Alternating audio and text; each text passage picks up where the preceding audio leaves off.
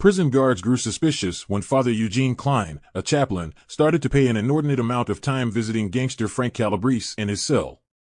So they started watching the surveillance videos closely and saw Calabrese hand the priest something. When questioned, Klein said that Calabrese had passed him a candy bar. After a few more hours of questioning, he broke down and said it was a note with directions to find a priceless violin.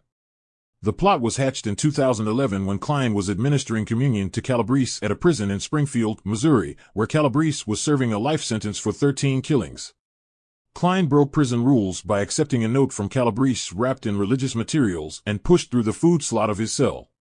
It directed Klein to look in a pull-out door and against the wall in Calabrese's summer home in Williams Bay, Wisconsin. The note said, "Go upstairs to the second floor. The first door on the right has a lot of beds in it.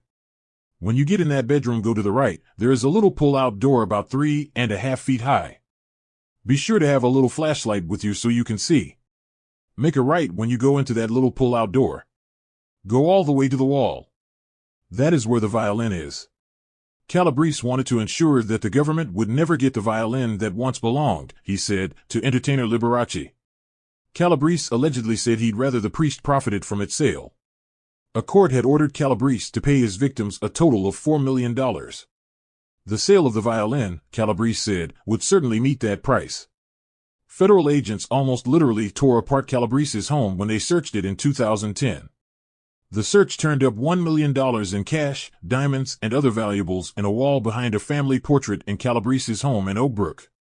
They also searched the summer home in Wisconsin, but never found the violin. What they did find, back in Oak Brook, was a certificate indicating the violin may have been a much less valuable one made in 1764 by Giuseppe Artali, and not by the renowned Italian Antonio Stradivari. Klein and two others planned to pose as interested buyers of the Williams Bay, Wisconsin, home. One would distract the realtor while the others searched for the violin. Klein also told Calabrese where Nick Calabrese, his brother and the key witness in the case, was living while he was in the witness protection program. Klein pleaded guilty to conspiring to defraud the government by scheming with Frank Calabrese Sr. to find what Calabrese told him was a rare, 250-year-old violin that he had hidden years earlier in his Wisconsin summer home. The prosecution wanted Klein behind bars for 5 years. However, the judge in the case decided that Klein wouldn't be jailed for any additional time since he felt the prosecution had not proven that the violin was a rare or an 18th-century Stradivarius or that it inconclusively once belonged to Liberace. Klein's lawyers argued that the instrument might have been stolen during a 2004 burglary at the home.